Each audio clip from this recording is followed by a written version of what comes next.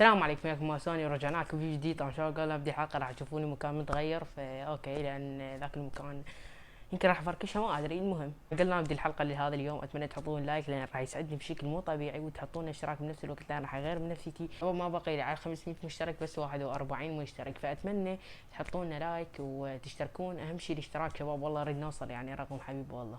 طبعا احب اشكر اندي لان علق لي بذاك الفيديو. المهم راح اطبق قصتنا. طبعا اليوم راح اعلمك شلون تصير باد بوي باقل من 5 دقائق، حتى 5 دقائق هواي. طبعا اول شي لازم تلبس كمامه، يعني لابس الكمامه لان باد بوي وكذا. بس شباب والله يعني الكاميرا تطلع وجهها طوله.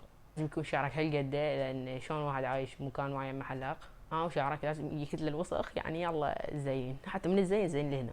لازم تلبس عريض، شلون هسه هاي البلوزه كلها عريض وكذا حتى تصير اقوى باد بوي بالشرق الاوسط. هسه راح اتطرق لكم شلون يعني تتعمق شويه.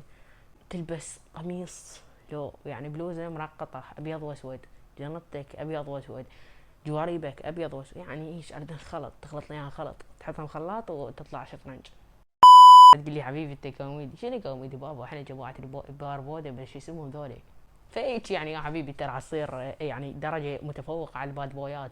وان شاء الله الحلقه الجايه على الباد جرل، ما ادري ايش يسموه ذني. عليكم انا شوي راح انصحكم بهذا الموضوع، وشلون البنيه تصير باد جرل والولد يصير باد باربوده ما شو اسمه.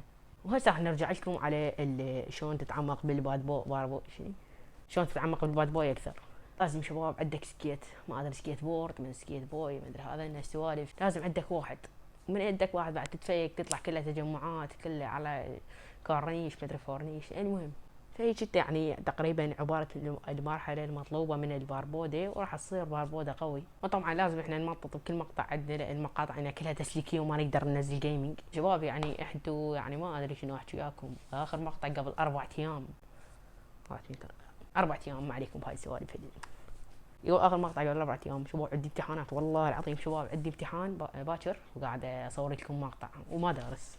فشباب والله عباس شباب شارك المقطع، حط لايك يعني يداوي عليك. خليني اتعارك وياك والله. يعني احنا نريد شيء يعني شباب راح اتعارك والله. لا هيك انا جاي ابكي. المهم شباب هسه حسيت بالتعب الان بي والله العظيم. شباب والله حق مقتل روحي.